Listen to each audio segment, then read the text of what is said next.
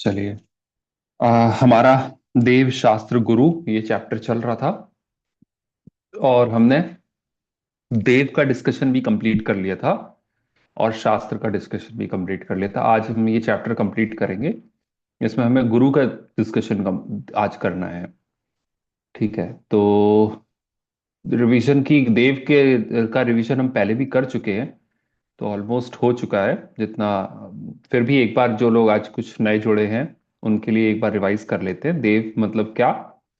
जैन दर्शन कोई व्यक्ति विशेष देव की पूजा नहीं करता, गुणों की पूजन है। किसकी नहीं है? व्यक्ति की नहीं है। किसकी पूजन है? गुणों की पूजन है।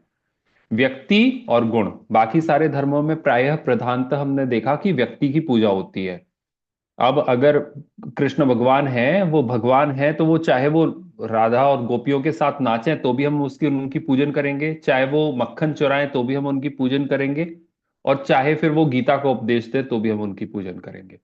जैन दर्शन ऐसा नहीं है। जैन दर्शन व्यक्तिवादी नहीं है, गुण प्रधान है। गुण प्रधान का मतलब है जिस व्यक्ति में वो गुण पाए जाएंगे हम उनको पूजेंगे, उसके अलावा हम किसी को नहीं पूजेंगे। और जब वो गुण पाए जाएंगे तब पूजेंगे।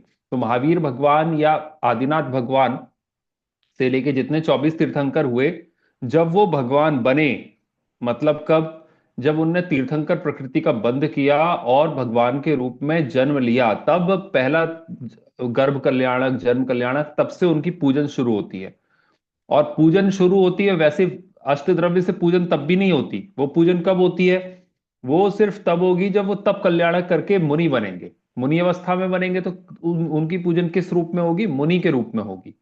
और मुनि के रूप में होने के बाद जब वो उन्हें केवल ज्ञान होगा तो उनकी पूजन अरहंत रूप में होगी। और जब उनका निर्वाण कल्याण हो जाएगा तो उनकी पूजन सिद्ध रूप में होगी।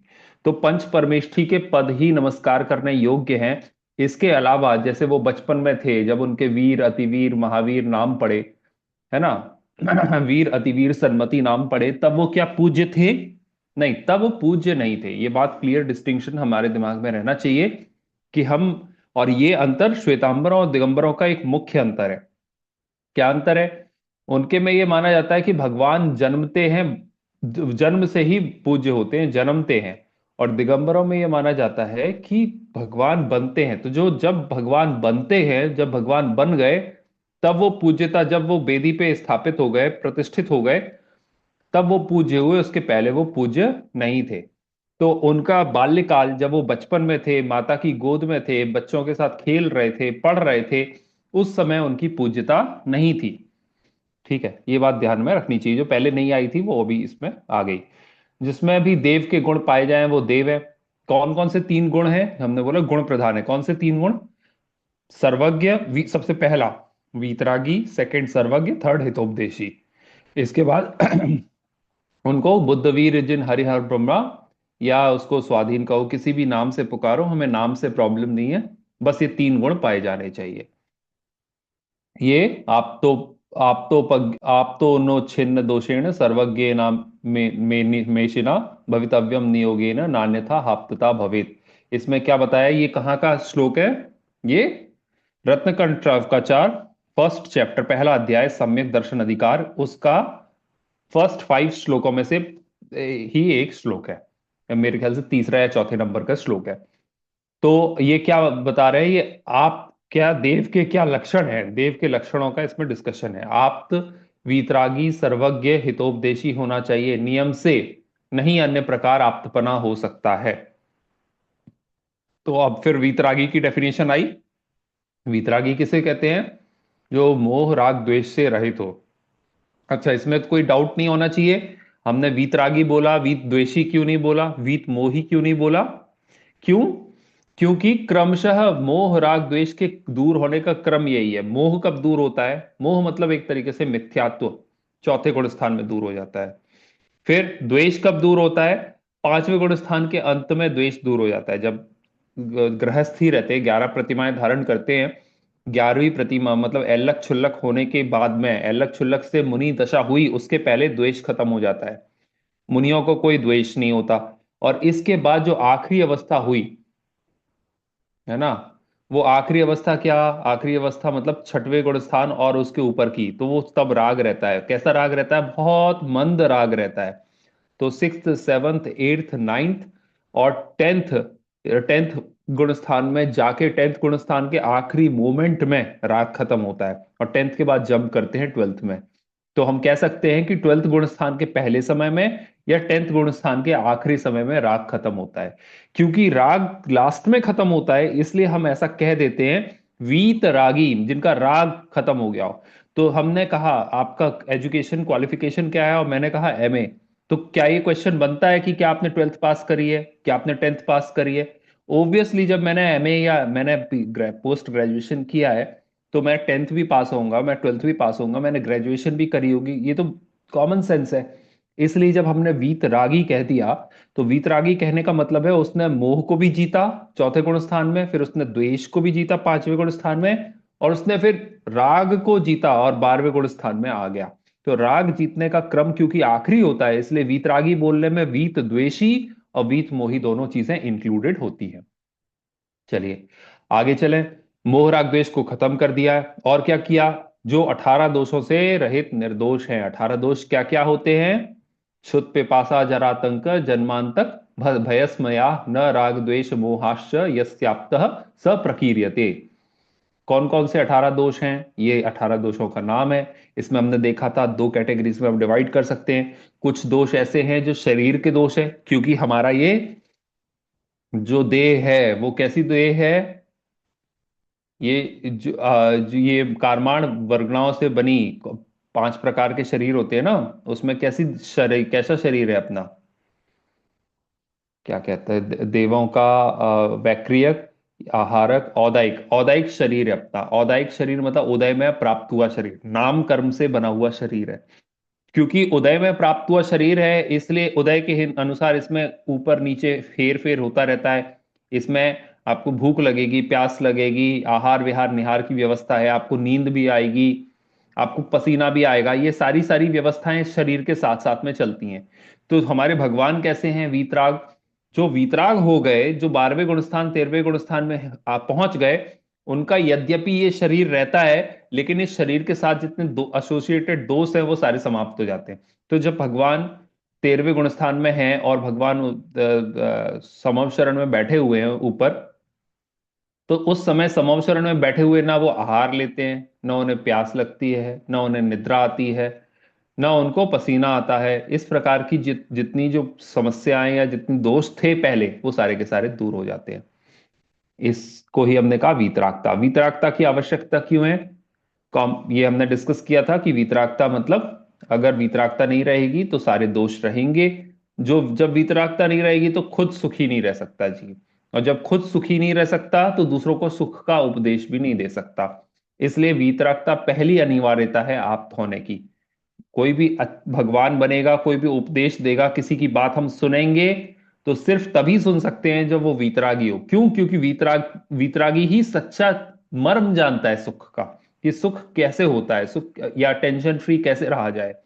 तो जो जानेगा वही दूसरों को गाइड कर पाएगा, और इसलिए वीतरागी होना सबसे पहले जरूरी है। फिर सेकंड कंडीशन क्या थी? सर्वज्ञ। सर्वज्ञ की डेफिनेशन यहाँ पे दी है, जो सभी द्रव्यों को उनकी तीनों काल की पर्याय को, तीनों काल की पर्याय मतलब भूत की पर्याय, वर्तमान की पर्याय, भविष्य की पर्यायों को। युगपत, युगपत मतलब साइमल्टेनियस, सबको एक साथ। प्रत्यक्ष, प्रत्यक्ष मतलब without the help of senses, आत्मा डायरेक्टली अपने ज्ञान से किस सारी दुनिया के पदार्थों को देखे, ऐसी शक्ति आत्मा में है। और जिसकी ऐसी शक्ति व्यक्त हो जाती है वो सर्वज्ञ बन जाता है। जब ऐसी शक्ति उसकी है कि सारे सारे पदार्थों को साइमल्टेनियसली उनके पास्ट प्रेजेंट और फ्यूचर की सारी पर्यायों के साथ बैठे बैठे प्रत्यक्ष देख पाए, इसी का नाम सर्वज्ञता है। सर्वज्ञ किसे कहते हैं? वो सूक्ष्म को, दूरवर्ती को और अंतरित को, तीनों को देख पाता है। हितोपदेशक किसे कहते हैं? जो हित का उपदेश देता है। हित का उपदेश कैसे देता है? जो भी हित का उपदेश देता है उन्हें हम आगम कहते हैं। उसको निबद्ध करते हैं, निबद्ध करते हैं मतलब कंपाइल करते हैं। और कंपाइल करने के कारण जो कंपाइलेशन होता है उसको क्या कहते हैं? आगम कहते हैं। और आगम का अपर नाम या दूसरा नाम क्या है? द्वादशांग। तो आगम कहिए, जैन आगम, या द्वादशांग कहिए, बात एक ही है। तो द्वादशांग क्यों कहा आगम को? क्योंकि इसमें 12 पार्ट हैं, अंग हैं। तो 12 अंगों से बने हुए होने के कारण आगम को द्वादशांग भी कहते हैं। आगे चलते हैं। और इसके मूल कर्ता कौन है, इसलिए आगम के स्वामी, मूल कर्ता, आगम के मूल कर्ता कौन, भगवान, सर्वज्ञ भगवान। और क्योंकि वो मूल कर्ता है, उनके मुंह से निकली वाणी ही आगम है ना, मेरा वचन ही है शासन। तो किनका वचन एक्चुअली शासन है, हमारे अरिहंत परमात्मा का वचन ही है शासन, है ना। तो बोलते हैं ना, वीर शासन जयंती, वीर शासन जयंती क्यों मनाते हैं? हाँ, उस दिन उनका पहला उपदेश खिरा था। केवल ज्ञान होने के 66 दिन बाद पहली बार उन्होंने उपदेश दिया, दिव्य ध्वनि खिरी। और उस दिन से कहलाया कि वीर का शासन चलने लगा। शासन मतलब क्या, मैंने ये बोला, यही मेरा जो वाक्य है वही है शासन। तो हम शासन कहें, शास्त्र कहें, आगम कहें, उपदेश कहें, प्रवचन कहें, ये सारे के सारे पर्यायवाची शब्द हैं। ठीक है।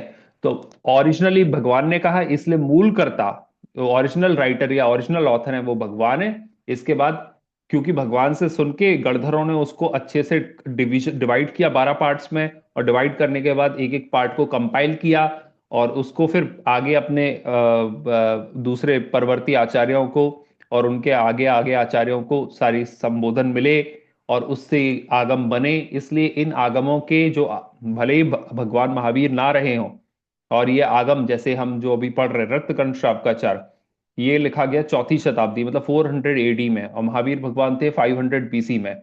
महावीर भगवान के होने के 900 साल बाद ये आगम भले ही लिखा गया हो, लिखा हुआ हो, इसको समंत भद्राचार्य, जिन्हें हम कलिकाल सर्वज्ञ भी कहते हैं, समंत भद्राचार्य ने 900 साल बाद लिखा, लेकिन इस आगम के भी, इस ग्रंथ के भी मूल कर्ता कौन है, अनंत परमात्मा है।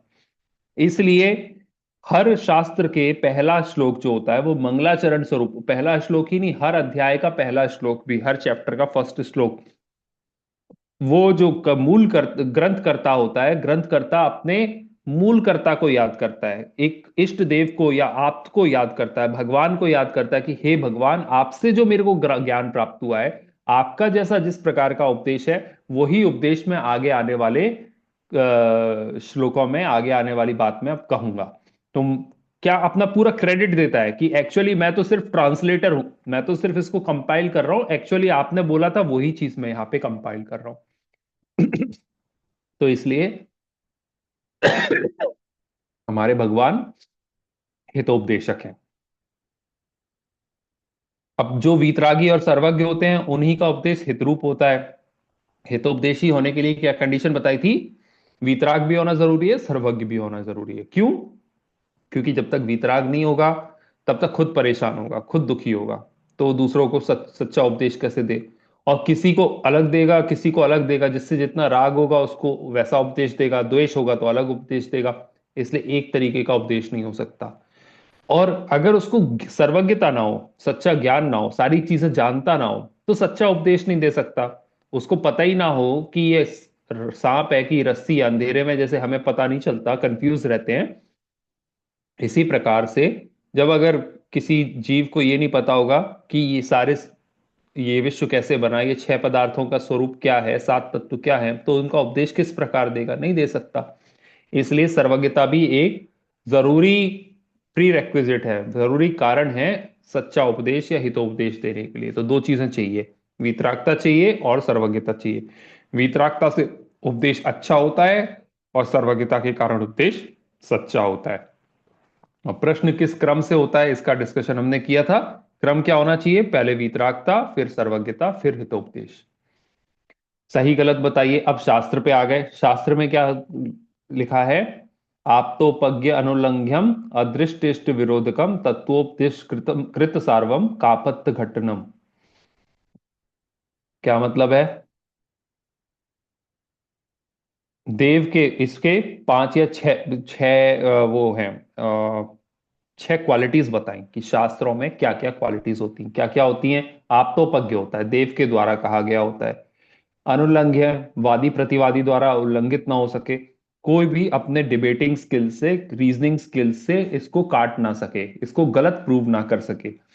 इस तरीके की क्वालिटी शास्त्र में होती है। जैसे शास्त्रों में कहा कि ये विश्व 6 द्रव्यों से मिलके बना है, अब कोई भी इस तरीके का लॉजिक नहीं दे पाएगा अपोनेंट कि वो ये डिस्प्रूव कर पाए कि ये छह द्रव्यों से बना हुआ है। इस प्रकार के लॉजिक्स, इस प्रकार की बात शास्त्र में कही गई है जो किसी के द्वारा अनुलंघ्य है।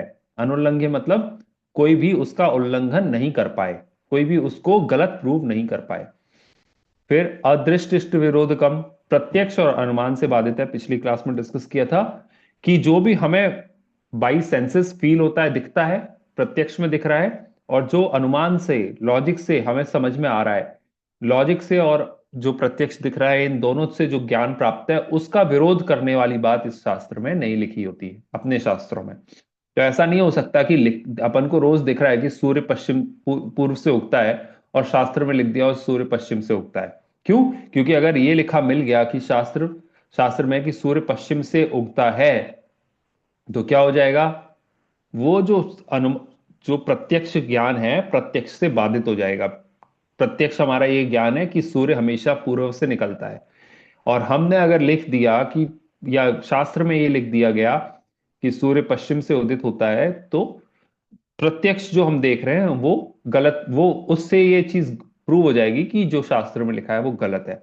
इस प्रकार का कोई भी बात शास्त्र में नहीं लिखी होती है जो प्रत्यक्ष या अनुमान से बाधित हो।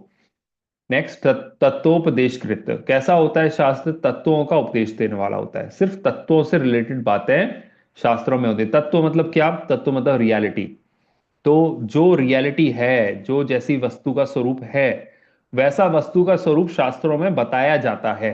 इसके अलावा यहाँ वहाँ की चीजें और बहुत तरीके की कि ऐसा विधान कर लो, ऐसा मंत्र कर लो, ऐसा मंत्र करने से इस चीज की सिद्धि हो जाएगी, ये मंत्र का जाप करने से लक्ष्मी बढ़ती है, इस मंत्र का जाप करने से ये होता है, या वास्तु के बारे में कि ऐसा, इस दिशा में घर बनाने से ईशान कोण से यहाँ पे समृद्धि आती है। इस प्रकार का ज्ञान हमारे शास्त्रों में नहीं मिलता है। कारण क्या? कारण कहाँ? कोई आपसे पूछे कि जैन शास्त्र क्या वास्तु का या तंत्र मंत्र का ज्ञान देते हैं? उसका उत्तर है नहीं देते। क्यों नहीं देते? क्योंकि तत्वोपदेशकृत हैं, तत्व का कथन करने वाले हैं। यहां वहां की बातें जो आत्मा से रिलेटेड नहीं है, जो हमारे हित रूप नहीं है। हमारा हित क्या है? हमारा हित है सच्चा सुख। सच्चा सुख कहाँ पे है? सच्चा सुख मोक्ष में है। मोक्ष कैसे प्राप्त होता है उसकी विधि शास्त्रों में बताई गई है। उस विधि को छोड़ के संसार में, मनुष्य गति में हमें जो पर्याय प्राप्त है उसमें कुछ अनुकूलताएं मिल जाए, रोग दूर हो जाए, का रोग दूर हो जाए, इस प्रकार की छोटी छोटी चीजें शास्त्रों में नहीं दी जाती। ये छोटी छोटी चीजें जो हमारे हित हित रूप, हित जिसको हम हित नहीं कह सकते, इस पर्याय मात्र के लिए है, वो चीजें शास्त्रों में कथन नहीं की जाती। सार्वम, सार्वम मतलब सब जीवों को हित रूप हो, कोई भी सुने, सबके लिए हित रूप बात ही शास्त्रों में लिखी हुई है। कापथ्य घट्टनम, कापथ्य घट्टनम मतलब मिथ्या मार्ग का निषेध करने वाली है, गलत रास्ते को गलत बताने वाली है। तो अगर शास्त्रों में ये लिखा हुआ है एक द्रव्य दूसरे द्रव्य का कर्ता नहीं है, तो आप अपने पति के लिए करवा चौथ का व्रत रखोगे तो पति की आयु नहीं बढ़ सकती। इस प्रकार के गलत मार्गों को निषेध करने वाला हमारा शास्त्र होता है। तो ये शास्त्र की परिभाषा। हाँ, उसके बाद हम शास्त्र। भैया जी, हाँ जी। जय सिंह भैया जी। जय जिनेन्द्र। हाँ, जैसे अभी आपने बताया कि वो वास्तुशास्त्र और ये सब नहीं है हमारे तत्व हाँ ज्ञान हाँ। मतलब। पर जैसे हम प्रवचन वगैरह सुनते हैं महाराज श्री के, तो वो कहते हैं कि ये भी शास्त्रों में लिखित है, वास्तु दोष और ये सब जैसे हम सुनते हैं बाद तो। बाद में एक्चुअली आप कौन बोल रही हैं? मैं आरती जैन बोल रही हूँ। अच्छा अच्छा अच्छा अच्छा, हाँ। जय जिनेन्द्र। एक्चुअली आप जो बात कह रहे हो ना, वो मतलब मेरे ख्याल से बाद बाद में जब ये शास्त्र जैसे ये लिखा गया, आपकी डेफिनेशन, हम ये कब की बात कर रहे हैं? 400 एडी, आज से 1700 1600 साल पहले की, जब हाँ जी। हाँ, धीरे धीरे काल दोष कहिए, ये क्योंकि पंचम काल है और पंचम काल में भी हुंडाव सर्पणी काल है, तो काल दोष ऐसा रहा कि बहुत सारी चीजें इस काल के कारण, पंचम काल में बहुत हीन जाति के और हीन कुल के मनुष्य उत्पन्न होते हैं, हीन भावनाओं वाले। इसलिए अच्छा। जो एक्चुअल एक्चुअल जो धर्म था, जो महावीर भगवान के समय पे था, और जैसा जैसा शुरुआत के कालों में आया, उसका धीरे धीरे ह्रास हो गया। और इसलिए हम देखते हैं कि आगे आने वाले टाइम में अपने आप पे जैसे भट्टारक परंपरा आई, साउथ इंडिया में भट्टारक हुए। भट्टारक परंपरा कोई दिगंबर परंपरा नहीं है। वो काल दोष के कारण वहां पे वस्त्र पहने हुए जो लोग थे, उन्होंने धर्म का दायित्व तो संभाल लिया। क्यों? क्योंकि हमारे मुनि महाराज नहीं थे। तो इस प्रकार की परंपरा को क्योंकि पहले की गई है, हम ये नहीं कह सकते कि सही है। जैसे भट्टारक परंपरा शुरू हो गई आज से 600-700 साल पहले, और आज अगर हमसे कोई आर्ग्यू करे कि नहीं भट्टारक तो 700 साल पहले भी हुआ करते थे, तो आप क्या कहना चाहते, गलत है? तो हम यही कहेंगे कि हाँ भाई, एक्चुअली जब धर्म शुरू हुआ था, उस समय धर्म के शुरुआत में महावीर भगवान के ओरिजिनल उपदेश में ऐसी कोई बात नहीं थी। उन्होंने तो दिगंबरत्व ही बताया था। वस्त्र के साथ कोई मुनि हो ही नहीं सकता, वस्त्र के साथ पूज्यता आ ही नहीं सकती। वो तो ये उन जैन धर्म बचाने के लिए उन्होंने वस्त्र धारण कर लिए थे ना। हाँ, लेकिन लोग पूजने भी लगे थे, उनकी आरती भी हुआ करती थी। तो ये क्या सही है जैन दर्शन के अनुसार? हम्म। हाँ, तो काल दोष में, काल के साथ में और अज्ञानवश लोग स्वाध्याय करना लोगों ने छोड़ दिया। अपने ओरिजिनल ग्रंथों को, रत्नकर्ण श्रावकाचार जैसे ग्रंथों को पढ़ना छोड़ दिया। तो सारा सारा मिथ्या दर्शन जो बाहर था वो अडॉप्ट कर लिया, और गलत परंपराएं आगे चलती रही। इसलिए हम मेरी भावना पढ़ते हैं तो मेरी भावना में एक लाइन आती है।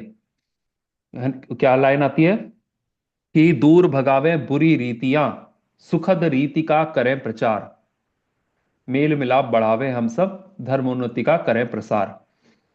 बुरी रीतियां, ऐसा नहीं है कि जो भी हमें पास्ट में हमारी परंपराओं से मिल रहा है हर चीज सही ही है।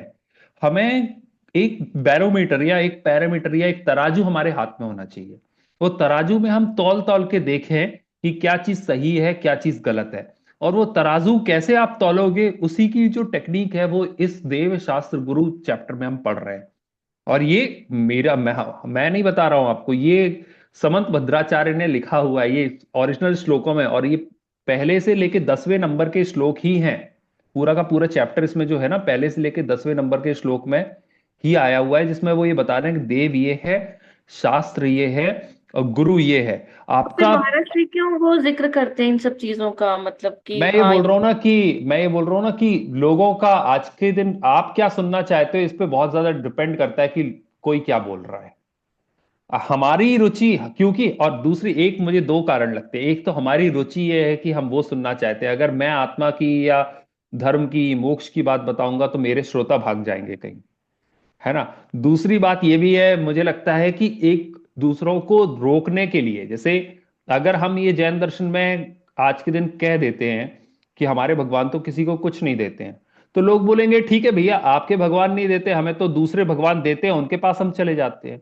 तो हम्म। दूसरों के पास आप भागो और बहुत ज्यादा पाप में चले जाओ, इससे बचाने के लिए भी एक बार बोले नहीं नहीं, सब मिलेगा, मंदिर आओ, भगवान पैसा भी देंगे, भगवान स्वास्थ्य भी देंगे, सब देंगे। तो वो एक तरीके से रोकने के लिए, दूसरों के पास जाने से रोकने के लिए ये बोल दिया जाता है कि नहीं नहीं, ये यहाँ पे मतलब हमारे मूल में ऐसा कुछ नहीं है, लेकिन बना मूल दिया में गया नहीं, थोड़ा थोड़ा मूल में करके। नहीं है, मूल में नहीं है।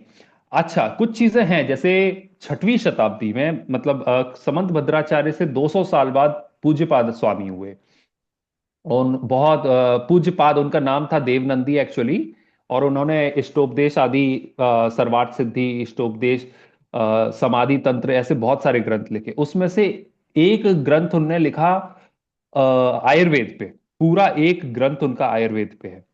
तो क्या आयुर्वेद जैन दर्शन में बताया गया है? हाँ, बताया गया है। किसका पार्ट है? अगर हम पूरे जैन दर्शन के आगम को, आपने जो टॉपिक छेड़ा है वो बियॉन्ड द डिस्कशन है, मतलब हम जो चैप्टर पढ़ रहे हैं इससे थोड़ा सा हटके हो सकता है, लेकिन क्योंकि बहुत इंटरेस्टिंग चीज है और हमें समझनी चाहिए, इसलिए मैं इसको थोड़ा सा एम्फेसाइज कर रहा हूं। तो पूज्यपाद आचार्य ने आयुर्वेद पे पूरा एक ग्रंथ लिखा। पूज्यपाद आचार्य ने व्याकरण पे, संस्कृत व्याकरण पे एक पूरा ग्रंथ लिखा। अब हम, अब ये हमारे पास बैरोमीटर है। क्या बैरोमीटर है, या क्या हमारे पास वो है, जो हम ये चैप्टर पढ़ रहे हैं ना, इसमें एक चीज है, तत्वोपदेशकृत, तत्व का उपदेश ही होना चाहिए।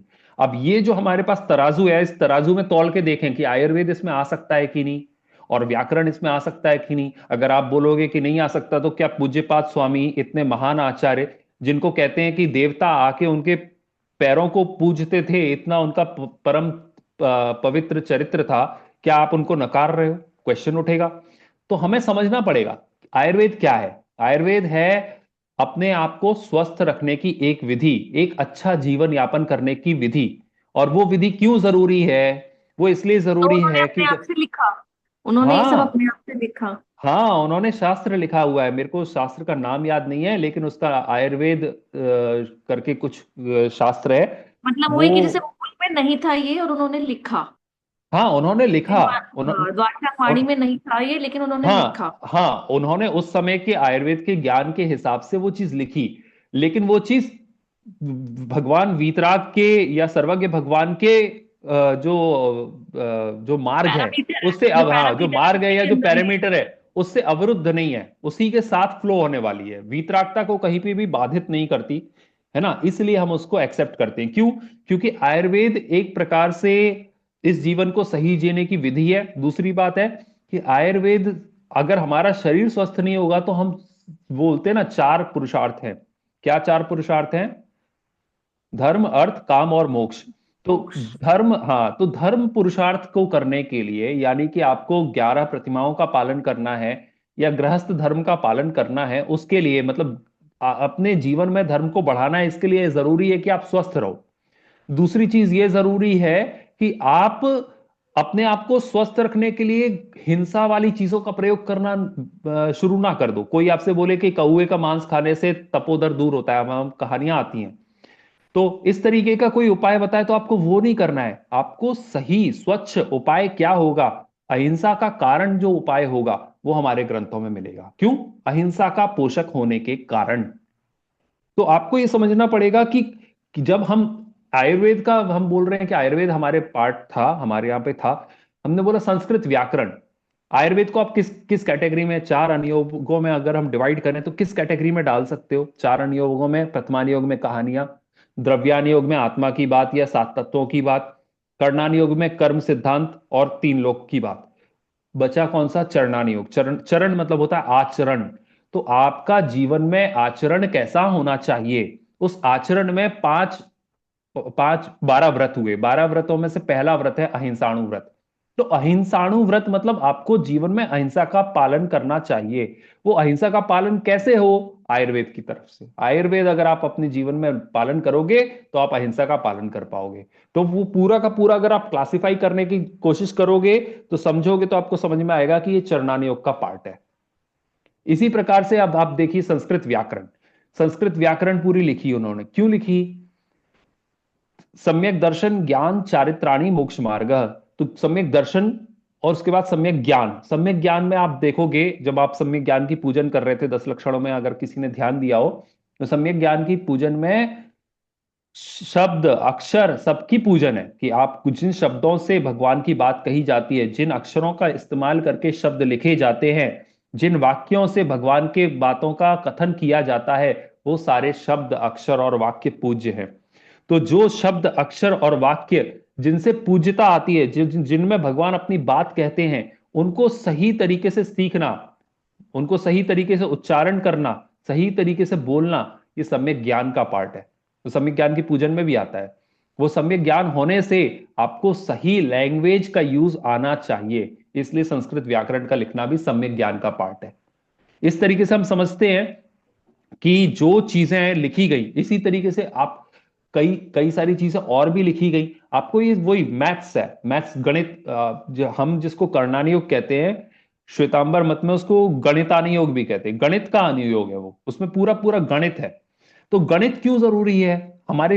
एक भूवलय विधि करके, भूवलय करके एक बहुत फेमस रचना है, जो कि आपने अभी यूट्यूब वगैरह में भी देखी होगी, मैंने भी वहीं से उस देखी पहली फर्स्ट टाइम। तो वो जो रचना है उसमें जिस तरीके की गणित दी हुई है, बहुत स्तब्ध करने वाली गणित है, और वो हमारे जैन आचार्य ने ही लिखी आज से 400 500 साल पहले। तो वो क्या सही है? क्या वो इसका पार्ट हो सकती है? हाँ, हो हम्म। सकती है। क्यों? चार अनुयोगों में कर्णानुयोग या गणितानुयोग जिसको हम कहते हैं, वो क्या है? उसमें माइन्यूट कैलकुलेशंस हैं। आपको बहुत, आप कभी कर्णानुयोग पढ़ोगे, उसमें इतने छोटे छोटे कैलकुलेशंस हैं कि यहाँ से 3 लोग का नक्शा अगर हमें 3 लोग देखना है, तो 3 लोगों में इसका इतना इतनी डिस्टेंस है, इससे डबल डिस्टेंस इसकी, इससे ट्रिपल तो डिस्टेंस सॉरी, इसकी। मैं आपको वो करूंगी, तो ये डिसाइड कौन करेगा कि जिसने जो लिखा वो पार्ट हो सकता है नहीं हो सकता है, मतलब हमारे। हाँ, तो ये 4 अनुयोग, इसलिए हम 4 अनुयोग चैप्टर पढ़ते हैं। 4 अनुयोगों में आपको समझना पड़ेगा कि ये 4 अनुयोग क्या है, और कौन से अनुयोग, जो बात कही गई है वो किसी अनुयोग में फिट होती है कि नहीं होती है, हमारे सम्यक ज्ञान का पार्ट बनती है कि नहीं बनती है। सम्यक ज्ञान मतलब वो जो तो ये हमें हम आपस में मोक्ष। डिसाइड करेंगे कि ये हो हाँ, सकता है, तो ये ये सही है। देखिए, हमारे पास क्या है कि आज के दिन हमारे पास ऑप्शंस हैं। हमारे पास ये है, या तो हम किसी दूसरे की बात माने या सुने, और दूसरा ऑप्शन है हम स्वाध्याय करें और अपना खुद का एक डिसीजन लें। अब वो हम पे डिपेंड करता है, क्योंकि हमारे समय में कोई एक अरिहंत भगवान सामने सर्वज्ञ परमात्मा तो नहीं है कि जिनकी, या कोई हमारे ये कहें कि कोई बहुत बड़े आचार्य, परम ज्ञानी आचार्य हो जिनने पूरे 12 अंगों का ज्ञान प्राप्त कर लिया हो।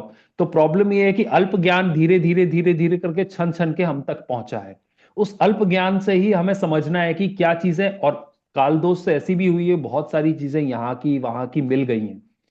तो हमें यह समझना जरूरी है आज के दिन की क्या चीजें हैं जो हमारी मूल परंपरा में थीं, और क्या चीजें ऐसी हैं जो धीरे धीरे टाइम के साथ और इन्फ्लुएंस के साथ, जैसे हम जब वो पाठ पढ़ते हैं, जब पूजा करते हैं, पूजा विधि करते हैं, उसमें हम पढ़ते हैं अर्हमित्यक्षरम ब्रह्म वाचकम परमेष्ठिन सिद्ध चक्र से सद्बीजम सर्वतः प्रणमाम्यम। तो वो जो श्लोक हैं, संस्कृत के श्लोक, वो पूरे के पूरे श्लोक एक दो वर्ड्स छोड़ के, एक दो वर्ड्स को अल्टर करके आप देखोगे तो पूरी हिंदू परंपरा से लिए हुए शब्द हैं। तो जैसे मंगलाष्टक है, आप मंगलाष्टक, आप केवल आपको लगता है कि जैन दर्शन में मंगलाष्टक है, मंगलाष्टक हिंदुओं में भी है। आप यूट्यूब पे सर्च करोगे तो आपको हिंदुओं का मंगलाष्टक भी मिल जाएगा। और आप जब श्लोक देखोगे तो जैनों का मंगलाष्टक और हिंदुओं का मंगलाष्टक बहुत सिमिलर होगा। मैं नहीं कह रहा हूं कि मंगलाष्टक गलत है, गलत ये मत समझना। मैं ये कह रहा हूं कि बहुत सारी चीजें इन्फ्लुएंस से हमने ली हैं। उस इन्फ्लुएंस में भी हर चीज लेने में बुराई नहीं है, आपने लिया और आपने उसको अपने हिसाब से संशोधित कर दिया, और इस तरीके से संशोधित किया कि वो हमारे सर्वज्ञ भगवान के वीतरागता के मार्ग में अगेंस्ट नहीं जा रहे हैं, उसके फ्लो के साथ है, वीतरागता के पोषक हैं। They are supplementing it, they are complementing वीतरागता, then we can accept it. जो चीज वीतरागता के थोड़े भी अगेंस्ट जाती है, we have to deny it. अब हम ये चीज वास्तु पे लेते हैं। वास्तु ये कहती है कि आप इस डायरेक्शन में ऐसा बनाओगे, ऐसा बनाओगे तो ये सही नहीं होगा। जब हमारे भगवान ये कहते हैं, अब इसको एक निमित्त ज्ञान भी, पहले के आचार्यों में निमित्त ज्ञान भी हुआ करता था। निमित्त ज्ञान क्या होता था? निमित्त ज्ञान ये होता था कि वो, उनके पास एक्स्ट्रा ऐसी हम्म। पावर्स थी कि वो आइडेंटिफाई कर पाते थे कि क्या होने निमित्त, वाला है। निमित्त और नित्य नैमित्तिक का ज्ञान नित्य। होता था। निमित्त और नैमित्तिक का ज्ञान ये होता था कि कभी कुछ चीज, एक चीज उन्होंने देखी, कॉज देखा, तो उनको इफेक्ट पता चल जाता था। जैसे कि यहाँ पे बहुत सारे बाज उड़ रहे हैं, ये कुछ हो रहा है, कुछ भी एक पर्टिकुलर फिनोमेना है, तो उन्हें समझ में आ जाएगा कि आंधी आने वाली है, उन्हें समझ में आ जाएगा कि बारिश होने वाली है। इस प्रकार के ज्ञान को निमित्त नैमित्तिक ज्ञान या निमित्त ज्ञान कहते थे। अब वो निमित्त ज्ञान का दायरा क्या इतना बड़ा था कि हम वास्तु को निमित्त ज्ञान में इंक्लूड कर सकते हैं।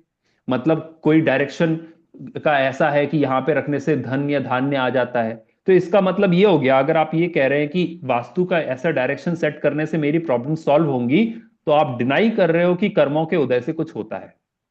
आप डिनाई कर रहे हो कि मैं जितना पुण्य का उदय लेके आया हूं उससे 1 रुपया मुझे ऊपर नहीं मिल सकता, मैं जितनी आयु लेके आया हूं उससे एक क्षण भी आयु अपनी बढ़ा नहीं सकता, चाहे मैं कितने भी प्रयास कर लूं। आप इस चीज को डिनाई कर रहे हो इन सब चीजों से।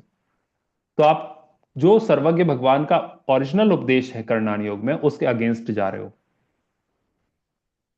हर चीज को लॉजिकली बिल्कुल ब्रेक डाउन करके, एनालिसिस करके देखना चाहिए विदाउट एनी बायस, मेरा ये सोचना है। और हमें इसलिए स्वाध्याय करना चाहिए, और ये स्वाध्याय करने का, ये क्लास स्टार्ट करने का मेन पर्पस ये था कि जब हम अपने धर्म को जानेंगे तब हमें समझ में आएगा हम क्या क्या गलत कर रहे हैं। तब तक हमें समझ में भी नहीं आएगा कि हम गलती कहाँ कर रहे थे। हाँ, तो नहीं, हम तो महाराज जी के प्रवचन सुन के ही इन्फ्लुएंस हो जाते हैं मैं ना कि। मैं नहीं, इन्फ्लुएंस हो जाते हैं। मैं उनको ये भी नहीं बोल रहा हूं कि वो जो बोलते हैं हर चीज गलत होगी, हो सकता है मेरे को ज्ञान कम हो, लेकिन मुझे at the end of the day ये लगता है कि मेरा सुख कहाँ पे है। मेरा सुख है मेरे अंदर, मेरा सुख है वीतरागता की ओर, मेरा सुख है सर्वज्ञता। और वीतरागता मतलब पहली चीज, वीतरागता ये कहती है कि आपको किसी से राग या किसी से द्वेष नहीं होना चाहिए। अब वास्तु के अनुसार घर बना और वास्तु के अनुसार घर नहीं बना, इसमें राग द्वेष हो रहा है कि नहीं हो रहा? तो मेरा लॉजिक जो मैंने स्वाध्याय करके समझा है वो मुझे ये कहता है कि ये नहीं, ये तो मार्ग मेरा बदलने भी का मार्ग जहाँ है। तक है कि वो तो ठीक है कि वो जब कर्मों का कहा जाए, कर्मों के फल तो हमें करने ही है, तो फिर हाँ, कहते हैं थोड़ा सा प्रभाव कम हो जाता है ये सब चीजें करने से, बाकी जो फल मिलना है वो तो मिलेगा ही, कुछ ऐसा नहीं, होता है। प्रभाव कम या ज्यादा होना तो मतलब आप कर्म के विपाक को कम या ज्यादा कर रहे हो। कर्म के विपाक पे ही तो प्रभाव डल रहा है। जैसे आपने बोला कि जैसे कुछ नहीं, ज्यादा कुछ नहीं, आपकी आयु जो है वो सालों में नहीं बढ़ेगी, कुछ मिनट्स बढ़ा देंगे हम इस औषधि से। तो आप ये कह रहे हो इनडायरेक्टली कि आपने कर्म, आयु कर्म जितनी ड्यूरेशन का था, जैसे मान लीजिए 72 years 5 months 6 days and 2 hours था, आप उसको थोड़ा भी ऊपर या नीचे वेरी वेरी करना चाहते हो किसी भी तरीके से, कोई दवाई खा के या किसी प्रकार का वास्तु में चेंज करके, या किसी प्रकार के वस्त्र या किसी प्रकार की माला डाल के या किसी प्रकार की अंगूठी पहन के या किसी पर्टिकुलर मंत्र का जाप करके। आजकल वो आ रहा है एक ही भाव स्तोत्र, उसका चौथे नंबर का श्लोक आप पढ़ोगे तो आपके जो शरीर की या जो डर्मेटोलॉजी रिलेटेड डिसीजेस होती हैं वो दूर हो जाती है, मैंने सुना कहीं पे। इस तरीके की बातें अगर हम मानेंगे तो इसका मतलब देखिए, दो अलग अलग चीजें हैं। एक चीज ये है कि क्या श्रीपाल भगवान का कोढ़ दूर हुआ था? मैना सुंदरी ने जब वो सिद्ध चक्र का विधान किया था तो हुआ था। हाँ हुआ था, आगम में आया है, वर्तमान युग में लिखा हुआ है। तो कैसे दूर हुआ था? कि श्रीपाल महाराज ने और चेलना, चेलना बोल रहा हूं, मैना सुंदरी। मैना सुंदरी ने वो जो सिद्ध चक्र का विधान किया था, वो इस उपाय से या इस हेतु से नहीं किया था कि मेरा कोढ़ दूर हो जाए। वो कोढ़ दूर होना उनने तो भगवान की भक्ति के लिए किया, और भगवान की भक्ति से जो पुण्य बंधा, उस पुण्य बंधने से उस समय पुण्य का उदय आया, और उससे जो पाप का उदय पहले चल रहा था वो समाप्त हुआ, कोढ़ दूर हो गया। अब इस चीज को लोग इस तरीके से नहीं समझते। लोग समझते हैं मेरे को कोढ़ ये हो गया करने है, से ये हो गया। ये करने से ये हो गया है। ऐसा रिलेशन नहीं है। जैन दर्शन में कहा गया है अगर आप कुछ मांग के, कुछ मन में विचार करके कुछ अच्छा पूजन का या कुछ भक्ति का काम भी करते हो, उससे जो पुण्य बनता है वो बहुत हीन क्वालिटी का या पाप ही बंद होता है। बहुत लिमिटेड अमाउंट का पुण्य बनता है, और आप मतलब ये हो निष्काम गया भाव कि से, भक्ति करने से या कुछ ऐसा करने से वो जो प्रभाव होता है वो पाप क्षीण हो जाता है, पुण्य। पाप हाँ, क्षीण होने का, पुण्य बंधने का प्रभाव होता है। पुण्य ज्यादा और बन जाते हैं। आप अगर ये सोच के शुरुआत करते हो कि ऐसा करने से मेरा पुण्य बंधेगा पाप और नहीं मेरा होगा। ये दूर हो जाएगा, तो हम्म। आपने एक लिमिटेशन लगा दी, आपने एक क्वालिटी लगा दी कि मैं इसलिए पूजन कर रहा हूं भगवान आपकी क्योंकि मेरा मेरा ये रोग दूर हो जाए। और उसके कारण जब आप पूजन कर रहे हो तो आपको सच्ची भक्ति भगवान के अंदर में है नहीं। सच्ची हम रोग भक्ति से दूर जो करने पुण्य, के लिए कर रहे हैं तो वो इतना इफेक्टिव नहीं है। हाँ वो नहीं है इफेक्टिव, तो अपने ये बात पाप को समझनी कम पड़ेगी। करने के लिए करें तो वो हाँ, इफेक्टिव है। हाँ, हाँ। तो ऐसा नहीं है कि, तो आप जो बोल रहे हो कि ऐसा करने से प्रभाव हो जाता है, मैं इसको डिनाई नहीं कर रहा हूं, हो सकता है हो, क्योंकि मैं सर्वज्ञ नहीं हूं, सर्वज्ञ भगवान ही जानते हैं कि होता है कि नहीं होता। लेकिन मैं इसको इस तरीके से देखता हूं कि अगर होना भी होगा तो वो मेरे पुण्य से होगा। और मेरा पुण्य निष्काम भक्ति, निष्काम भाव से बिना कुछ मांगे अगर मैं भगवान की भक्ति करूंगा, बिना कुछ मांगे स्वाध्याय करूंगा, बिना कुछ मांगे आहार दान दूंगा, बदले में कुछ नहीं चाहूंगा, तो पुण्य बंधेगा, उससे मेरे सारे काम होंगे। और वो ये कि अगर हम अपने पाप को, जो मुसीबतें आ रही हैं उनको कम करना है तो हम भक्ति करें जिससे कम हो जाएंगी, मतलब अब वो मतलब देखिए, मैंने पुण्य पिछली पुण्य। क्लास में भी कहा था, आप थी नहीं, राजेश भैया को याद होगा, मैंने बोला था हर किसी के लिए स्टेप्स हैं। पहली सीढ़ी, दूसरी सीढ़ी, तीसरी सीढ़ी, चौथी सीढ़ी। तो हम, आप जो बात कर रही हो वो बात सही है कि अगर हमें कम करने हैं तो हम भक्ति करें। लेकिन वही वाली बात है कि इससे ऊपर आगे नेक्स्ट स्टेप में आगे बढ़ोगे तो बोलोगे कि हमें, हम भक्ति भी करेंगे, हमें कुछ चाहिए ही नहीं है। वो हम्म। उससे हाँ, उससे नीचे वाला स्टेप ये है कि हम भक्ति कर ही इसलिए रहे हैं कि हमारा कुछ दूर हो जाए। कि पाप क्षीण हो जाए और पुण्य बढ़ जाए, इसलिए भक्ति कर हाँ, रहे हैं। हाँ, तो ये भी प्रयोजन सही नहीं है। भक्ति करने का काम ये नहीं है कि पुण्य बढ़ जाए। क्यों? हम्म। क्योंकि जब आप द्रव्यान युग में आगे बढ़ोगे, समय सार आदि बड़े ग्रंथ पढ़ोगे, तो उसमें लिखा रहेगा पुण्य और पाप दोनों बेड़ियां हैं, है ना? उसमें आठों एक कर, कर्म नाश हो जाए, वही मेन हाँ, वो है। आठों कर्म, कर्म तो बेड़ी, 8 कर्म ही खराब है, 8 कर्म में पुण्य कर्म भी खराब है, पुण्य भी पाप भी खत्म हो खराब है। जाए और पाप भी खत्म हो जाए, हाँ ये। पुण्यम समग्र महम एक मना जो होमी, मैं पुण्य को समग्रतया से क्षेपण करता हूँ। हवन कुंड हम्म। में अपने पुण्य को डाल देता हूँ। अरे आप बोलोगे कि मैं तो इतना पुण्य कमाने के लिए इतनी मेहनत कर रहा हूँ और आप पुण्य को क्षेपण करने के लिए कह रहे हो। धर्म क्या है फिर इसमें? सच्चा धर्म ये है कि पुण्य का क्षेपण कर दो, पुण्य को पाप जैसा ही मानो। दोनों ही हमें संसार में बांधे हुए हैं, रखे हुए हैं। इसलिए कितना मुश्किल है ये सब करने में, तो सोच के लगता है कई बार। नहीं, सच्ची समझ है, इसलिए हर चीज सच्ची समझ से शुरू होती है। अब बच्चे को अगर हमें कुछ सिखाना है, बच्चे के अंदर, बच्चे से बोलो कि नहीं बेटा ये चीज दे दो, ये चीज दे दो, सामने भैया को दे दो, दीदी को दे दो, नहीं देगा। उसको अगर अंदर में ये डेप्थ में समझ में आ गया कि देने से वो खुश होता है, देने से मुझे अच्छा लगता है, तो वो हर चीज देना शुरू कर देगा। लो भैया ये ले लो दीदी ये ले लो, ये ले लो, ये ले लो, ले लो। तो आपको लेने की हैबिट डालने के लिए आपको अंडरस्टैंडिंग डालने की जरूरत होगी कि क्या चीज सही है, क्या चीज गलत है। और वीतरागता एक वर्ड पकड़ के रखिए। हमारे यहाँ कहते हैं ध्रुव कीली के पास जो रहता है, जो दाने, चक्की जो हाथ से चलती थी, वो चक्की हाथ से चलती थी, उसमें जो दाने, जो वो होता था हैंडल, उसके पास में रहते थे, वो वाले दाने नहीं पिसते थे और बाकी के पूरे दाने पिस जाते थे। इसका मतलब यह है कि अगर आपको इस संसार में नहीं पिसना है, तो आप वीतरागता, सर्वज्ञता और हितोपदेश, ऐसा जो भगवान का मार्ग है, उससे के ज्यादा पास। दूर मत जाइए, उसके पास रहिए। उसके पास रहोगे तो आप बचे रहोगे। हर चीज में अपना यही लॉजिक लगाना है, क्या ये वीतरागता के मार्ग के सपोर्टिंग है, कॉम्प्लीमेंट्री है, या इसके अगेंस्ट जा रहा है।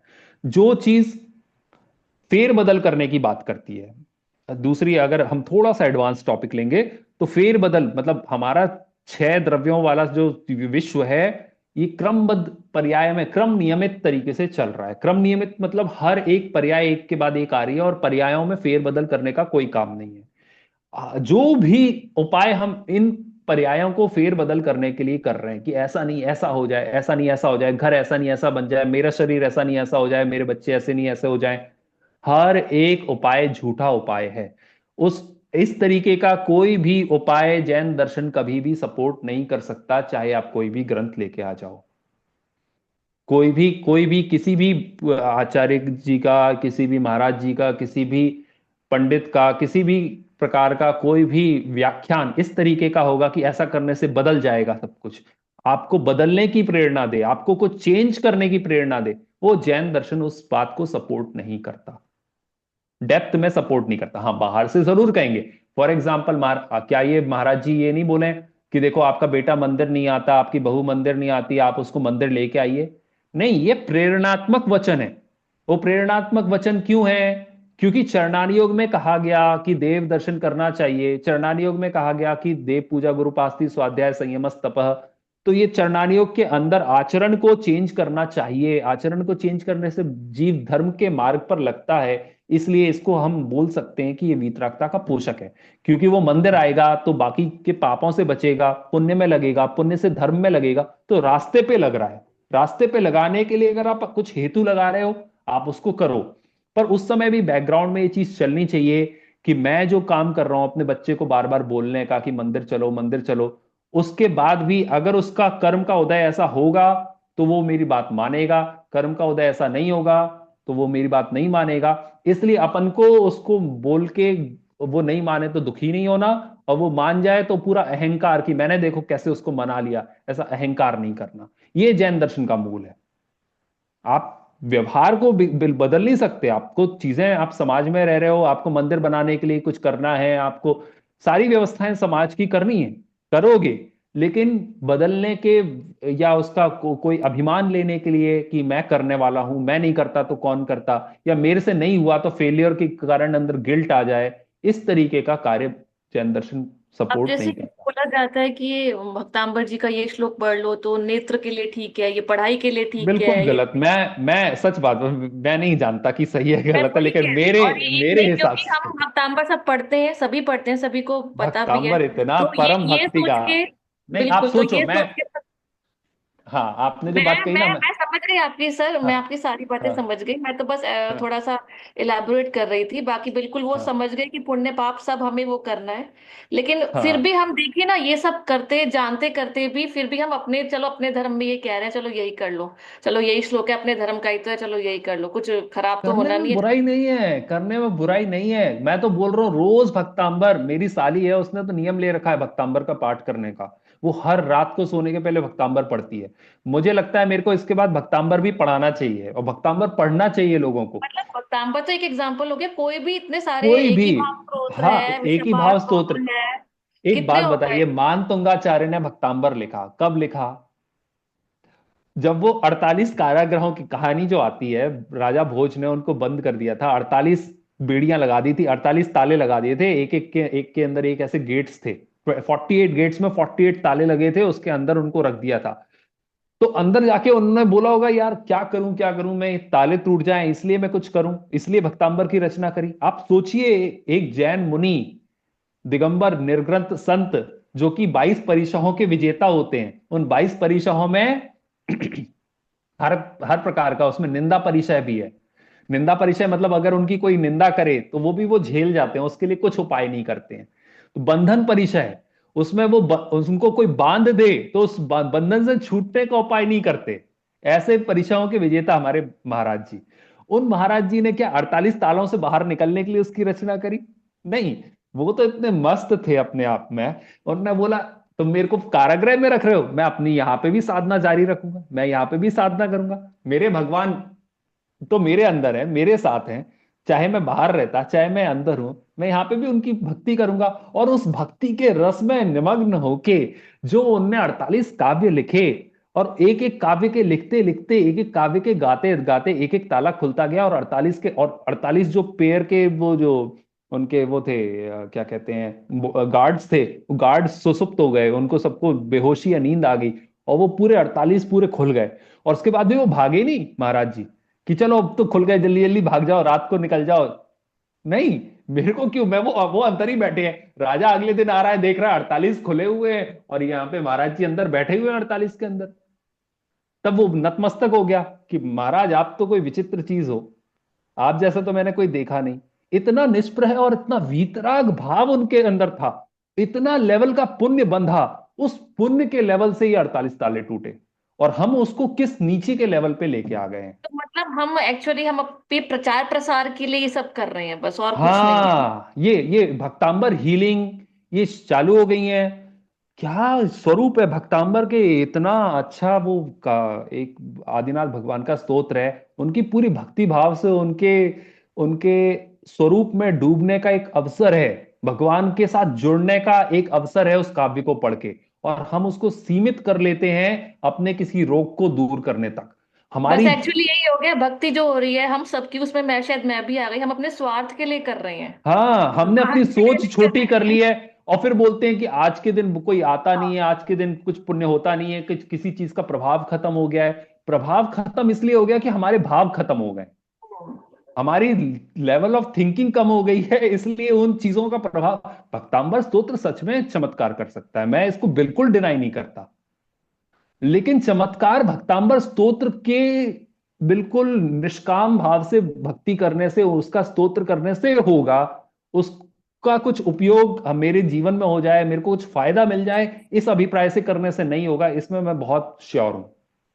मुझे नहीं लगता कि इस तरीके से छोटे छोटी चीजों को मांगने के लिए भक्तांबर स्तोत्र बनाया है। भक्तांबर स्तोत्र आदिनाथ भगवान की सच्ची भक्ति पूजन करने के लिए लिखा हुआ है। और जिन समंत भद्राचार्य का हम ये पढ़ रहे हैं, इन्होंने तो 24 भक्ति लिखी है, 24 तीर्थंकरों की एक एक की स्तुति लिखी है। ये इन्होंने लिखा था कि मुझे स्तोत्र का, स्तुति का व्यसन है। समंत भद्राचार्य ने लिखा कि मैं, हे 24 भगवान, मैं वाचाल होके, मैं बातूनी होके आप 24 तीर्थंकरों की भक्ति, एक एक की भक्ति करता हूं, मैं क्या करूं? मेरे को इस चीज का व्यसन हो गया है, मेरे को, मैं एडिक्ट हो गया हूं भक्ति करने का।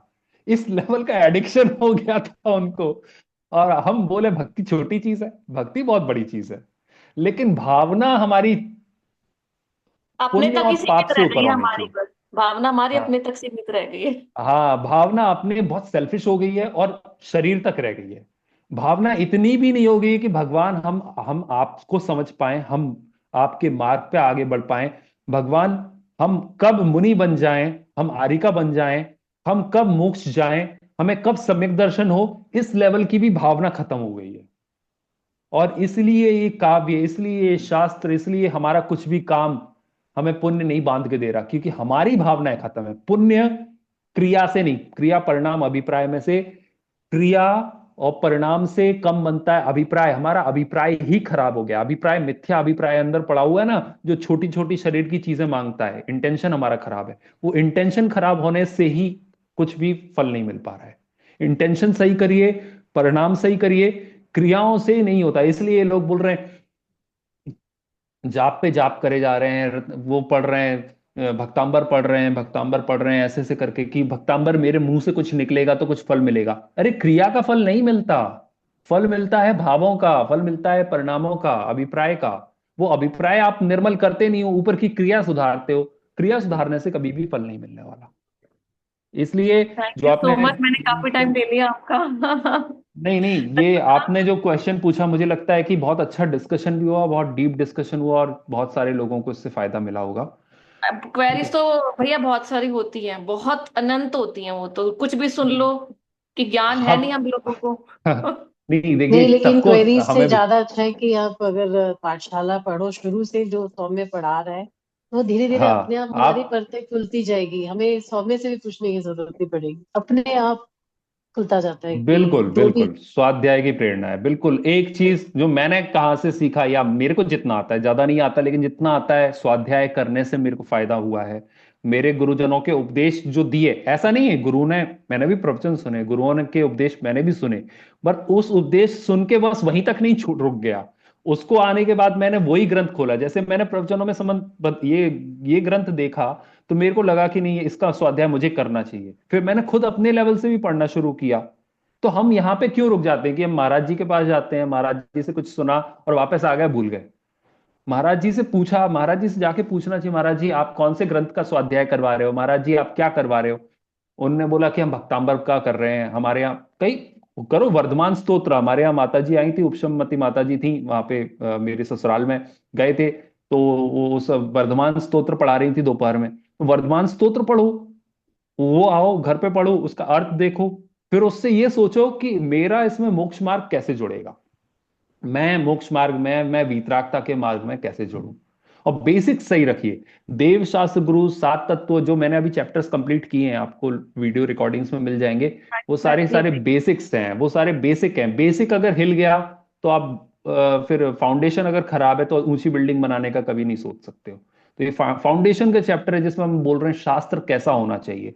अब ये एक जो तराजू है, देव कैसा, शास्त्र कैसा और गुरु कैसा होना चाहिए, ये तराजू आपको हर कंडीशन में लाइफ में अप्लाई करते जाना है। सही और गलत अपने आप अलग अलग होता जाएगा। जो सही सही होगा आप उसको पकड़ते जाओ, लेते जाओ, अपने जीवन में उतारते जाओ, गलत गलत को छोड़ते जाओ। तो बस प्योरिफिकेशन प्रोसेस यहां से शुरू हो जाएगी। ये एक चैप्टर है, वो आपको दूसरे देव, दूसरे अन्य धर्म के कुदेव कुशास्त्रों कुगुरुओं से बचाएगा। पिछली क्लास में इसका टॉपिक का डिस्कशन में ये हुआ भी था कि हम हाँ जी। कई बार देव में, देव के पास भी जाते हैं, शास्त्रों, शास्त्र भी पढ़ते हैं, है ना, गुरुओं के पास भी जाते हैं, लेकिन उनको देव शास्त्र गुरु, कब हमें पाप लगना शुरू होता है, कब हमारा श्रद्धान डगमगाता है, वो चीजें हमें समझ में आनी चाहिए। कि हर समय ऐसा नहीं है कि हम कोई किसी दूसरे हिंदू मंदिर में या किसी बौद्ध मंदिर में चले गए तो हम भ्रष्ट हो गए, ऐसा नहीं है। हमारा श्रद्धान कहाँ पे है, वो श्रद्धान हमारे अंदर का, किसके प्रति हमारे अंदर श्रद्धान है, किसके प्रति हम नमस्कार का भाव रखते हैं, किसके प्रति हमारे अंदर आदर है, वो मैटर करता है। क्रिया मैटर नहीं करती। क्रिया का जैन दर्शन में कोई उपयोग नहीं है। क्रिया परिणाम अभिप्राय करके एक छोटी सी किताब है, 25-30 पेज की, आप कभी पढ़ोगे तो आपको समझ में आएगा कि क्रिया का कोई इंपॉर्टेंस ही नहीं है। सारा इंपॉर्टेंस परिणामों का और उससे ज्यादा इंपॉर्टेंस हाँ। अभिप्राय का है। ठीक है। चलिए, ये हो गया आज शास्त्र वाला। मैं कोशिश करता हूँ 5-6 मिनट में गुरु का थोड़ा सा पढ़ लेते हैं। विषया विषयाशावशातीतो निरारंभो परिग्रह, ज्ञान ध्यान तपो रक्तः, तपस्वी स प्रशस्यते। क्या बताया इसमें? अब गुरु का उपदेश आ रहा है। शास्त्र हमने कंप्लीट कर लिया, शास्त्रों के 6 वो जो थे पढ़ लिए थे। विषय आशा वशातीतो मतलब क्या, विषयों की आशा के वश से रहित। निरारंभो, निरारंभ मतलब आरंभ रहित, हिंसा से रहित पना। अपरिग्रह, परिग्रह से रहित। ज्ञान ध्यान तपो रक्तः, ज्ञान ध्यान तप में लीन। तपस्वी सह, वह गुरु।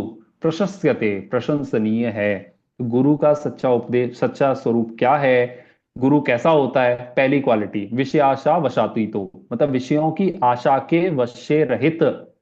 मतलब गुरु वो है जिनको पांच इंद्रियों के विषयों की कोई चाह नहीं रहेगी, किसी प्रकार का ठंडा गर्म खाने का, किसी प्रकार की शैया का, कि ऐसा बेडरूम होना चाहिए, कि ऐसा बेड होना चाहिए, कि ऐसा एसी होना चाहिए, कि ऐसी फर्नीचर होना चाहिए, कि ऐसी टाइल्स होनी चाहिए घर में जिसमें मैं रुकूं, ये किस घर में रुकवा दिया। इस प्रकार की ऐसी कोई भी उनकी उम्मीद या डिजायर उनके अंदर नहीं होती। विषयों की आशा से ऊपर हो गए, अतीत हो गए। अतीत मतलब पार। हर लेवल में जैसे होते हैं ना, बच्चा बढ़ता है तो बच्चा, बड़ा छोटा बच्चा इन्फेंट है, तो वो अपने सुसु पॉटी वहीं पे कर लेता है, डायपर में कर लेगा, अपने कपड़ों को खराब कर लेगा। लेकिन जैसे ही वो 3 साल का हो गया, अब हम क्या बोलते हैं, अरे वो उस एज के पार हो चुका है, वो एज चली गई है, अब वो काम नहीं करता जो पहले करता था। इसी प्रकार जब हम मोक्ष मार्ग में आगे बढ़ते हैं, छठवें गुण स्थान में पहुंचते हैं, मुनि बनते हैं, तो मुनि बनने में वो विषयों की आशा जो पांचवें गुण स्थान तक थोड़ी थोड़ी, चौथे गुण स्थान तक बहुत सारी थी, तो चौथे से पांचवें में बड़ी कम हुई, पांचवें से छठवें में मुनि बनते साथ बिल्कुल समाप्त हो जाती, कोई विषयों की कोई आशा नहीं रहती। और ये परिग्रह जो 22 परिचय का जो मैंने अभी डिस्कशन किया था, उसमें भी आता है, किसी भी प्रकार का ठंडा गर्म भोजन, किसी भी प्रकार का तृण स्पर्श, डंस मशक, इस तरीके के परिचय हैं कि आप लेटे हुए मच्छर काट रहे हैं, तो ऐसी उम्मीद उनको नहीं होती है कि ये मच्छर मेरे को क्यों काट रहा है, कहीं मैं दूसरी जगह जाके लेट जाऊं। तृण स्पर्श परिचय ऐसा है कि जहां मैं सरफेस पे लेटा हूं, क्योंकि ज्यादातर पहले वन जंगलों में रहते थे, बसती आदि बहुत कम हुआ करती थी, तो जहां लेटते थे वहां कंकड़ पत्थर हुआ करते थे। तो कंकड़ जैसे आपने हटाने के लिए क्या करते थे, हाथ से तो साफ करते नहीं थे, झाड़ते नहीं थे, तो पिच्छी से झाड़ दिया। तो पिच्छी से झाड़ा क्यों था, साफ करने के लिए नहीं, जगह। अभिप्राय क्या है, देखिए अभिप्राय का कितना फर्क पड़ता है। अभिप्राय ये कि जैसे ही मैं झाड़ूंगा साफ करूंगा, तो यहाँ पे कोई छोटे छोटे जीव होंगे तो उन वो बच जाएंगे, क्योंकि मैं इस यहाँ पे लेटूंगा तो उन जीवों का घात हो सकता है, तो मैं पिच्छी से इसको हटा देता हूँ। पिच्छी से उसको संशोधित करके, परिशोधित करके उस भूमि पर लेटते हैं, शयन आदि करते हैं। तो इस प्रकार से हम देखते हैं कि किसी भी प्रकार की विषयों की आशा से पार हो चुके हैं। सेकंड, निरारंभो। निरारंभो, आरंभ मतलब क्या, आरंभ मतलब दो वर्ड है, आरंभ और परिग्रह। आरंभ मतलब कोई भी क्रिया परिग्रह को करने के लिए, परिग्रह को प्राप्त करने के लिए जो क्रिया की जाती है वो आरंभ है। तो जैसे हमें भूख लगती है, भूख लगी और खाना बनाने के लिए जो भी विधि की, वो खाना बनाने की विधि आरंभ, और खाना बन के तैयार हुआ वो परिग्रह। मकान बनाने के लिए सारी व्यवस्थाएं जुटाना वो आरंभ, गड्ढा खोदना आरंभ, और गड्ढा खोदने के बाद सारी चीजें लाने के बाद मकान बनाने की पूरी प्रोसेस आरंभ, और मकान बन गया परिग्रह। तो एक है प्रोसेस, एक है उसका आउटकम। परिग्रह है आउटकम, आरंभ है प्रोसेस। तो वो प्रोसेस से रहित हो चुके हैं। क्यों, कोई प्रोसेस क्यों नहीं करते, पांचों पापों की प्रोसेस पर, सारी परिग्रह की प्रोसेस से दूर हो गए, आरंभ से दूर हो गए ना। क्यों, क्योंकि सारी प्रोसेसेस हिंसा ही हिंसा लेके आती हैं। वो महाव्रती होने के कारण अहिंसा महाव्रत का पालन करते हैं। अहिंसा महाव्रत मतलब क्या, छह काय के जीवों को की हिंसा ना हो, ऐसी कोई भी क्रिया जिसमें छह काय के जीवों की हिंसा होगी, मैं उसका पूर्णतः परित्याग करता हूं। खाना बनाने में क्योंकि हिंसा होती है, आग जलानी पड़ती है, इसलिए मैं खाना बनाने का त्याग करता हूं। मकान बनाने में हिंसा होती है, इसलिए मैं मकान आदि बनाने का त्याग करता हूं। इस तरीके से जिन जिन चीजों में कोई भी हिंसा होती है, वो सारी चीजों का परित्याग कर देते हैं। ठीक है। अपरिग्रह, परिग्रह का पूर्ण तरीके से त्याग। किन किन चीजों की छूट है, तीन उपकरणों की छूट है, पिछी, कमंडल और शास्त्र। तीन चीजों की छूट है। पिछी क्यों, वो शुद्धि, पिछी मतलब अहिंसा का उपकरण है, कमंडल शुद्धि का उपकरण है, और शास्त्र ज्ञान का उपकरण है। तो बस इन तीनों को अपने साथ रखते हैं, इन तीन परिग्रहों के अलावा और कोई चौथा परिग्रह नहीं रख सकते। शास्त्रों का भी कहते हैं कि एक जगह से दूसरी जगह नहीं ले जाते, क्योंकि वो गृहस्थ से लेते हैं, पढ़ते हैं, फिर वहीं छोड़ जाते हैं या गृहस्थों को वापस दे देते हैं। जब दूसरी जगह विहार करके जाते हैं तो वहां पे नए शास्त्र ले लेते हैं। बट इन मुख्यतया देखा जाए इन तीन चीजों की उनको परमिशन है। ज्ञान ध्यान तपो रखता है। काम क्या करते हैं आपने ये तो बता दिया, ये नहीं करते हैं। करते क्या है? ज्ञान और ध्यान। ज्ञान मतलब क्या? ज्ञान लेना, ज्ञान देना, दोनों काम करते हैं। खुद स्वाध्याय करते हैं, खुद भगवान के उपदेश को सुनते हैं, समझते हैं, दूसरों को ज्ञान देते हैं। ज्ञान लेना और देने का काम। ध्यान करना, चार प्रकार के ध्यानों में दो शुभ ध्यान, दो अशुभ ध्यान, उसमें धर्म ध्यान में ही अपने मन को लगाते हैं। कभी अगर श्रेणी बढ़ जाए तो शुक्ल ध्यान में भी जाते हैं। अपनी आत्मा का चिंतवन, वो भी ध्यान है। पंच परमेष्ठी का मुख्य रूप से चिंतवन, वो भी ध्यान है। व्यवहार से वो व्यवहार ध्यान है, ये निश्चय ध्यान है। लेकिन दोनों ध्यान है। तो पंच परमेष्ठी को नमस्कार करते हैं या फिर अपनी आत्मा में को का ध्यान करते हैं, इस प्रकार का ध्यान उनको कहा। और तप में लीन। कितने तप होते हैं? 6 अंतरंग 6 बहिरंग, इस प्रकार के 12 तप होते हैं, जिसमें अनशन, ऊनोदर, वृत्ति परिसंख्यान, रस परित्याग आदि बाह्य तप और सामायिक आदि अंतरंग तप। इस प्रकार के अंतरंग और बहिरंग तपों को तपते हैं। और तपस्वी स, वैसा तपस्वी जो इन तपों को तपने वाला, ज्ञान ध्यान में रक्त रहने वाला, सारे परिग्रहों को छोड़ देने वाला, सारे आरंभ का त्याग कर देने वाला, और जिसके अंदर विषयों की आशा बिल्कुल समाप्त हो गई हो, किसी प्रकार की कोई डिजायर बाहर की नहीं रह गई हो। डिजायर सिर्फ एक कि मुझे मोक्ष प्राप्त करना है, इसके अलावा कोई दूसरी डिजायर नहीं हो, तो उसको वैसा जो गुरु है, वैसा जो तपस्वी है, वैसा जो आचार्य है, उपाध्याय साधु है, ऐसे सारे साधु प्रशंसनीय हैं। ऐसे साधु प्रशस्यते, प्रशस्ति को प्राप्त होते हैं, प्रसिद्धि को प्राप्त होते हैं, प्रशंसनीय है। इस प्रकार से गुरु का उपदेश दिया। विषयाशा वशातीतो, विषय आशा वश अतीत, विषयों की आशा के वश से रहित। अतीत मतलब रहित हो गए हैं। तो 5 सेंसेस के दिए हुए हैं यहाँ पे। ये सारे सारे सूंघने के, इत्र आदि, यहाँ पे म्यूजिक सूंघने के, यहाँ पे कलर्स देखने के, है ना, ये भी म्यूजिक है। और ये टच का है कि छू के कुछ अच्छा फील करना, नरम गरम ठंडा। इस प्रकार के 5 सेंसेस के जो भी विषय हैं इनसे अतीत हो चुके हैं। निरारंभो, निह आरंभ, निह मतलब सर्व प्रकार से रहितपना, आरंभ मतलब हिंसा। आरंभ मतलब हिंसा, जो भी आप कुछ काम करते हो ना, प्रोसेस, उसमें हिंसा होती ही होती है। क्यों क्यों? क्योंकि मन वचन और काया के प्रदेशों में कंपन होता है। काया के प्रदेशों में कंपन हुआ, काया हिली, शरीर हिला, तो उससे हिंसा होनी ही होनी है। इसलिए सारे के सारे आरंभ के कार्य हिंसा के कार्य हैं। तो जैसे कि यहाँ पे कपड़ा, कुल्हाड़ी से पेड़ काटना, पानी भरना, आग जलाना, ये शस्त्र आदि बनाना, सब कुछ ये जो है सब हिंसा का कार्य है। अपरिग्रही, कोई भी परिग्रह नहीं रखते, है ना, किसी भी प्रकार का परिग्रह से रहित। ज्ञान ध्यान तपो रखता है। ज्ञान ध्यान, ध्यान मतलब धर्म ध्यान, और तप मतलब अंतरंग बहिरंग तप में लीन। क्या विद्या गुरु की भी पूजा होती है? विद्या गुरु मतलब कौन? हमारे टीचर्स स्कूल में। विद्या गुरु की भी पूजा होती है? नहीं। यथा योग्य आदर करना चाहिए। मैंने पिछली क्लास में ही ये बहुत क्लियर किया था कि आप इन गुरुओं से कुछ भी सीखते हो, कोई साइंस मैथ्स पढ़ा रहा है, कोई आपको धर्म का भी मेडिटेशन सिखा रहा है, योगा सिखा रहा है, तो क्या वो पूज्य है? पूज्य नहीं है, यथा योग्य आदरणीय है। जिनको नमस्कार करना चाहिए नमस्कार करा, जिनके पैर पड़ना है, ढोक देना है, ढोक देने की, पैर पड़ने की संस्कार, ये जो हमारी संस्कृति है वो जैन जैन संस्कृति नहीं, भारतीय संस्कृति का पार्ट है। आप अगर ये करते हो कुछ गलत नहीं है। लेकिन अंदर में जैसे अष्ट द्रव्य से पूजना, उन्हें अर्घ्य चढ़ाना, इस प्रकार की क्रिया विद्या गुरु के साथ संभव नहीं है। क्या नग्नता से पूज्यपना है? क्वेश्चन, बहुत इंपॉर्टेंट क्वेश्चन, ये लास्ट क्वेश्चन है, इसके बाद ये चैप्टर खत्म। आज 5 मिनट थोड़ा एक्सटेंड हो गया, I am sorry for that. Digambar गुरु नग्न ही होते हैं, परंतु पूज्यपने का लक्षण पहले जो बताया गया वह है। इसका मतलब क्या? पूज्यपना किन किन किन चीजों के कारण है? ये 6 क्वालिटीज के कारण है। कौन सी? विषयाशावशातीतो, निरारंभो, अपरिग्रह, ज्ञान ध्यान तपोरक्त। ये 4 क्वालिटीज जो बोली ना, इससे पूज्यता होती है, इसी से गुरु पूज्य होता है। इन 4 के अलावा नग्नता से क्या पूज्यता है? नहीं। नग्नता it's a necessary condition. But it's not the sufficient condition. नग्न होना जरूरी है, नग्न होने के बिना तो गुरु बनता ही नहीं है। कोई गुरु ये बोले मैं विषयों की आशा से अतीत हो चुका हूं, मैं कपड़े भले ही पहना हुआ हूं लेकिन मेरी सारी डिजायर्स समाप्त हो गई हैं, गलत। बिल्कुल टोटली गलत। क्यों गलत? क्योंकि कपड़े का एक अंश भी अगर आपके तन पर है, इसका मतलब ये आपकी आशा को, आपकी इच्छा को दर्शाता है। बिना इच्छा के एक कपड़ा भी आपके तन पर नहीं रह सकता। ठीक है, तो बेसिक बेसिक क्राइटेरिया, इसके ऊपर ही सब चीजें शुरू होती हैं।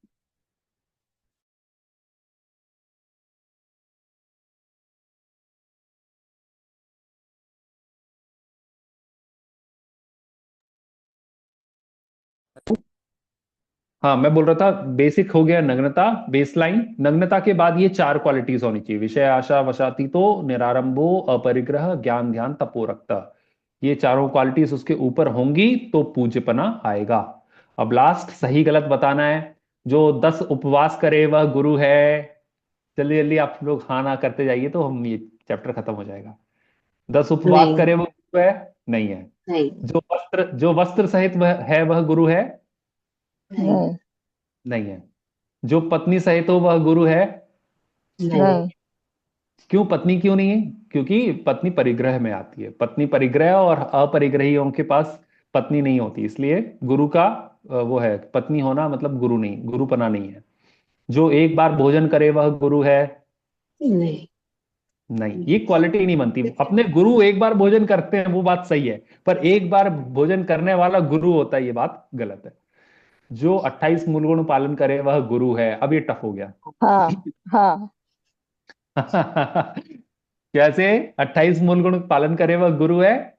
अब यहाँ पे एक छोटा सा कॉन्सेप्ट में देता हूं, द्रव्यलिंग भावलिंग का। 28 मूल गुणों का पालन हुआ तो पालन किया मतलब क्या? शरीर की क्रियाएं की। आप 5 मूल गुण, 5 अहिंसा अणुव्रत वगैरह, 5 महाव्रत का पालन, 5 महाव्रत का पालन किया। ईर्या समिति आदि 5 समितियों का पालन किया, गुप्तियों का पालन किया, है ना सब। और 6 आवश्यकों का पालन किया, 7 शेष गुणों का पालन किया।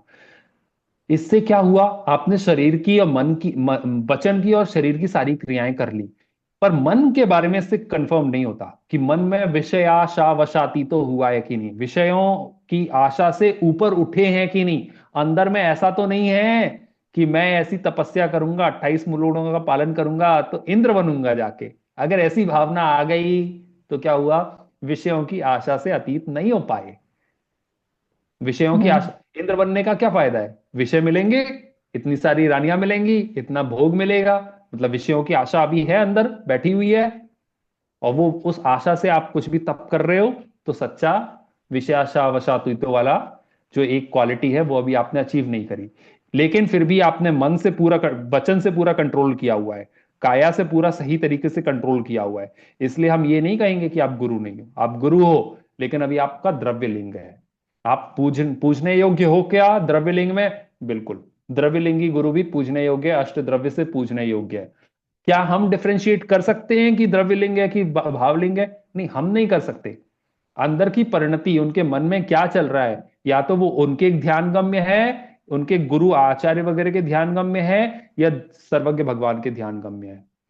कुछ कुछ मोटी स्थूल में गलतियां होंगी, वो स्थूल की गलतियां, स्थूल के दोष तो बाहर भी हम सबको भी दिखाई दे सकते हैं।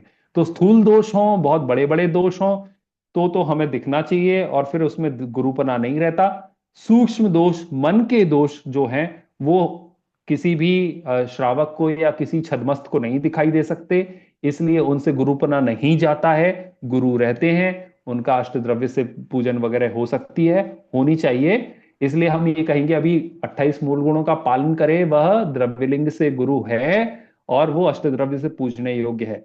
लेकिन सच्चा गुरुपना उसमें है क्या? क्या वो मोक्ष जाएगा? नहीं। जब तक वो क्वालिटी गुरु की, जो चार क्वालिटीज है वो पूरी नहीं हुई है, वो प्रशस्यते या प्रशंसनीय गुरु तो नहीं बना। प्रशंसनीय तो वो तब बनेगा जब वो भावलिंगी हो जाएगा। ठीक है, तो इतना एक्सप्लेनेशन अभी इस पॉइंट के लिए। लास्ट है, जो नग्न रहे वह गुरु है। हाँ, जो नग्न रहे, गुरु नग्न ही होता है ये बात सही है, पर जो नग्न रहे वो गुरु होता है ये बात गलत है। बहुत सारे वेशधारी भी हो सकते हैं जो गुरु के वेश में घूम रहे हो, बोला कि यहाँ तो माल खाने मिलता है, दिगंबर गुरु बन जाओ, कपड़े उतार के घूमते लग जाओ, लोग हाथों पे रखते हैं। इस तरीके से कोई सोच के कपड़े उतार दे तो वो गुरु नहीं बन जाता।